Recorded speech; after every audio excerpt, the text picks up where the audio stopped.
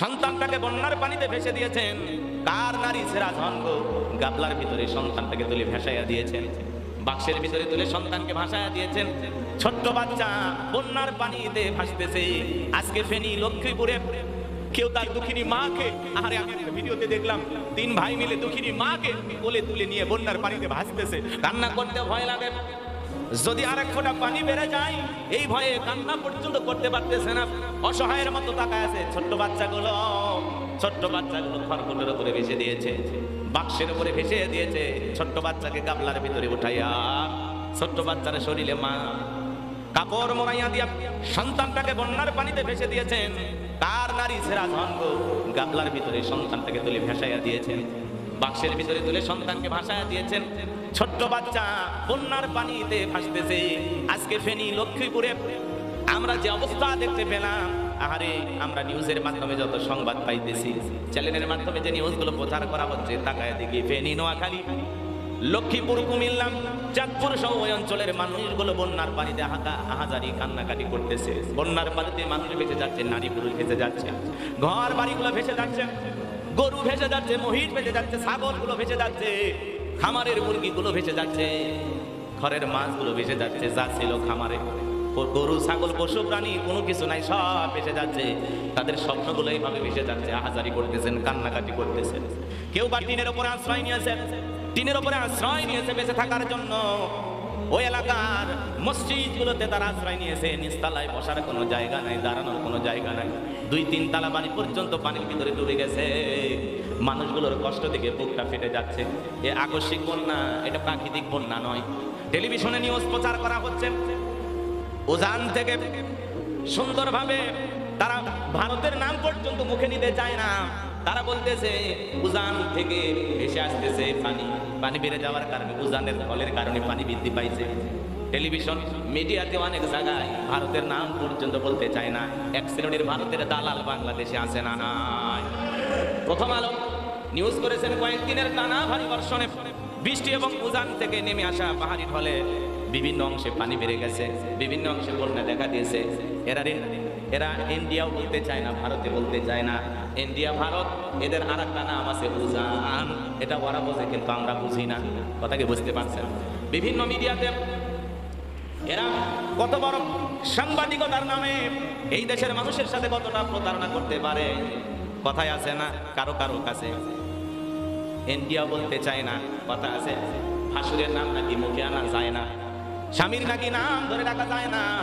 এই দেশের এক শ্রেণীর মিডিয়া আছে, ইন্ডিয়া যে বাঁধ খুলে সেই পানি বাংলাদেশে প্রবেশ করেছে, এই কথা তারা বলতে চায় না। বলে উজান থেকে নেমে আসা পানিতে বন্যা হয়েছে, পানি বৃদ্ধি পেয়েছে উজান থেকে নেমে আসার কারণে।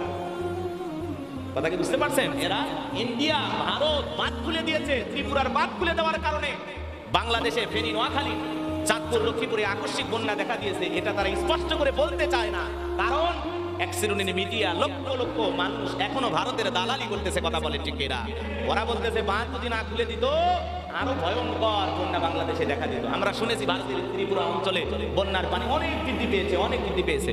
তারা অনেক কষ্টে ছিল। তাহলে নিজেদের দেশ নিয়ন্ত্রণ করতে গিয়ে নিজেদের মানুষকে বন্যার পানি থেকে বাঁচানোর জন্য পার্শ্ববর্তী রাষ্ট্র বাংলাদেশে তারা পানি ছেড়ে দিয়েছে, বাঁধ খুলে দিয়েছে, যে যা হয় বাংলাদেশের মানুষের হোক। এমনি তো আমরা আমাদের দেশের সাবেক প্রধানমন্ত্রী শেখ হাসিনা পদত্যাগ করে পালিয়ে গেছে। ওই 2-3 দিনে শাসকবিহীন 2-4 ঘন্টা কাটাইয়া যে লুটপাট, যে দুর্নীতি, যে ছিনতাই হয়েছে, যার ক্ষতি আমরা 100 বছরে পূরণ করতে পারবো না। তাহলে প্রধানমন্ত্রী শেখ হাসিনা দেশ থেকে পালায় ক্ষতি করেই গেলেন, অর্থনৈতিকভাবে আমাদেরকে ধ্বংস করে চলে গেলেন। আবার এই আকস্মিক বন্যা ভারতের বাঁধ খুলে দেওয়ার কারণে, এই ষড়যন্ত্র করে গভীর রাতে বাঁধ খুলে দেওয়ার কারণে ফেনী, নোয়াখালীতে এই গভীর রাতে পানি প্রবেশ করে আমাদেরকে আবারও আর্থিক দিক দিয়ে তারা ক্ষতি করলো, অর্থনৈতিকভাবে আমরা আমাদেরকে ধ্বংস করে দিতে চায়। ভারত আসলে আমাদের বন্ধু না। যখন খরার মৌসুমে আমাদের পানির প্রয়োজন, আমরা ফসল উৎপাদন করতে পারি না, ফারাক্কার বাঁধ খুলে দেয় না, একটু পানি পানি বলে চিৎকার মানে কৃষক যে পানি দাও পানি দাও, পানির প্রয়োজন, তখন ওরা আমাদেরকে পানি দেয় না। গরমের সময় আমরা ফসল চাষ করতে পারি না, একটু পানির জন্য গরমের মৌসুমে ওরা আমাদেরকে পানি দিতে চায় না। আবার বন্যার মৌসুমে এমনিতেই বন্যা অবস্থা খারাপ, তার উপরে বন্যার পানি ছেড়ে দিয়ে আমাদেরকে ওরা ডুবিয়ে মারতে চায়। এটা হলো ভারতের ষড়যন্ত্র। কথা বলে ঠিক না? আর যাই হোক, মুশরিকেরা কখনো মুমিনের বন্ধু হতে পারে না, ওরা হলো মুশরিক, ওরা আমাদের ভালো চায় না।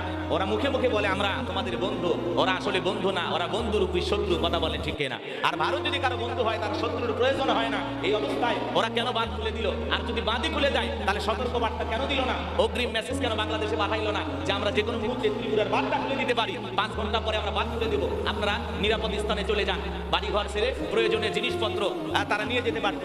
এমনও মানুষ আছে বন্যার পানিতে ফ্রিজ ভেসে যাচ্ছে, টাকা ভেসে যাচ্ছে, তাদের বাড়ির জরুরি কাগজপত্র যা আছে সব বন্যার পানিতে ভেসে যাচ্ছে, আর আহাজারি কান্নাকাটি, বাঁচার আকুতি, বাঁচাও বাঁচাও বলে তারা চিৎকার মারতেছেন। অনেক ভাইয়ের স্পিড বোট নিয়ে যায়, নৌকে নিয়ে যায়, উদ্ধার অভিযান চলমান, তারা খাবার পাইতেছে না, বাড়ির ছাদে তারা আশ্রয় নিতেছে। কেউ তার দুঃখিনী মাকে, আরে আমি একটা ভিডিওতে দেখলাম 3 ভাই মিলে দুঃখিনী মাকে কোলে তুলে নিয়ে বন্যার পানিতে ভাসতেছে।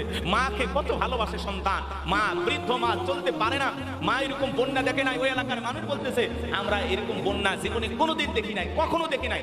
তাদেরকে এইভাবে আকস্মিকভাবে বন্যা দিয়ে ভারত আমাদেরকে মারতে চায়। ওরা ভারত ষড়যন্ত্র করে বাঁধ খুলে দিয়ে পানিতে ডুবিয়ে বাংলাদেশের মানুষকে ওরা মারতে চায়। কথা বলেন ঠিক কিনা?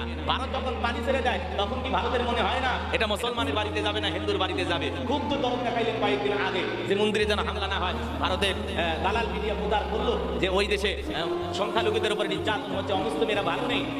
আপনারা নানান ধরনের নিউজ প্রচার করলেন, মনে হয় যে না এই দেশের মানুষকে তারা মোটামুটি ভালোবাসে। কিন্তু এখন কি বোঝা গেল? এই বাঁধ খুলে দিয়ে গভীর ষড়যন্ত্র করে তারা এটা প্রমাণ করলো যে ওরা যখন বাঁধ খুলে দেয় তখন ওরা ভাবে না যে এই পানি মুসলমানের বাড়িতে যাবে না হিন্দুর বাড়িতে যাবে।